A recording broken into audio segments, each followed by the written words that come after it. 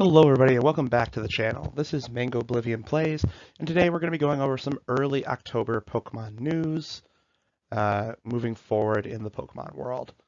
This unfortunately will not have any information about the latest Mightiest Mark raid after Superior, but we will talk a little bit about what we think it might be. We will of course have a video on that once we know what's going on. So let's start off with Pokemon Scarlet and Violet. The latest thing, of course, is which Pokemon will be the Mightiest Mark Pokemon after Superior. And based on the pattern, I'm pretty sure it's going to be Feraligatr. It's one of the only starters left that has not been picked, and the last two Pokemon were Incineroar and Superior. So it just makes sense that we'd have a water Pokemon next, and Feraligatr has not been picked yet. Feraligatr would have Sheer Force, and there's several different Terra types that could be pretty good with it. Water, Ice, Fighting, Dark, lots of options. So looking forward to see if we're right there, but I feel like it's a pretty good chance. Moving on to Pokemon Go, the next major event happening in Pokemon Go will be the Galarian Expedition Taken Over event. This is going to feature more Team Rocket stops and attacks. There will be a free special research to encounter Giovanni and get Shadow Heatran. Shadow Caterpie, Mankey, Roggenrola, Venipede, Karrablast, and Shelmet will also be added as possible Shadow Pokemon you can get from Pokemon Grunts. I know people are probably very excited about Mankey here because a Shadow Annihilate seems like a pretty solid Pokemon to have, especially competitively, so we'll have to see how that works out. Some other events that are coming up in October for Pokemon Go include some Origin Form Giratina raids in the middle of October, Darkrai appearing at the very end of October in Tier 5 raids.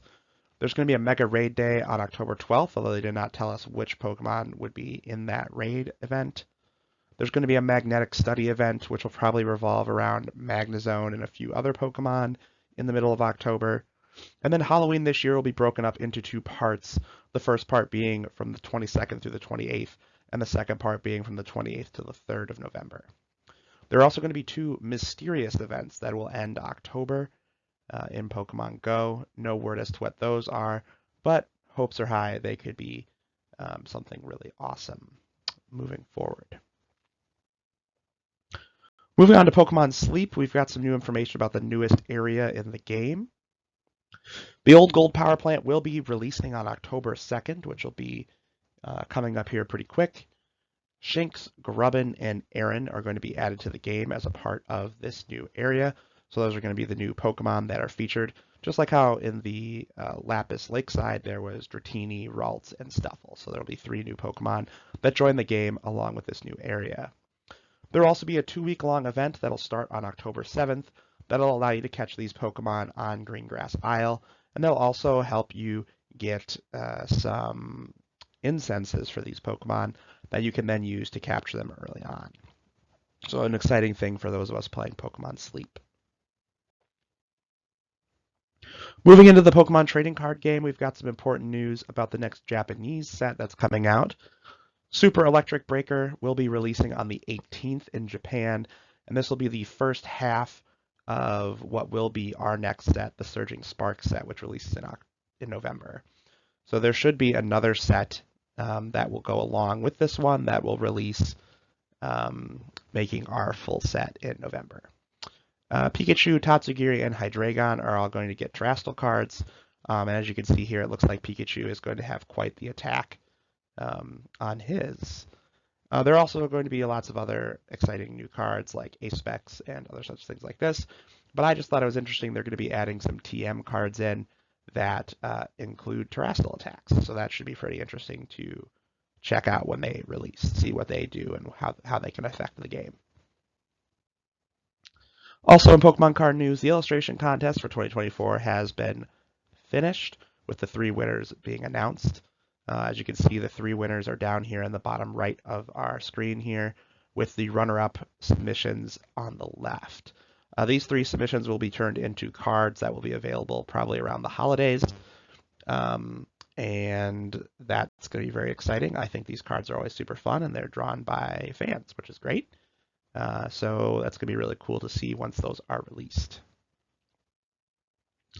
Finally, just talking about some Pokemon media. First of all, a brand new show is going to be uh, going live on the Geek and Sundry YouTube channel about Stellar Crown. This is going to include some celebrities who have ties to Pokemon, like Terry Crews and Jacob Batalon. So you can watch them learn to play these new Pokemon cards, which should be pretty cool. Also, the Nintendo and the Pokemon Company are releasing Poketoons again. They came out in 2020 and 2021 before the pandemic, and it seems that they are releasing them again.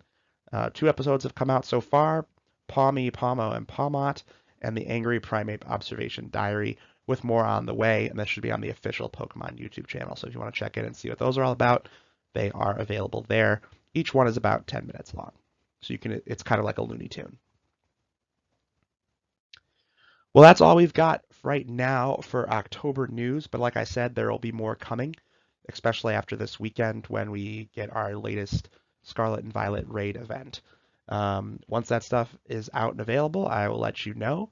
And until then, trainers, best of luck out there in all of your Pokemon endeavors.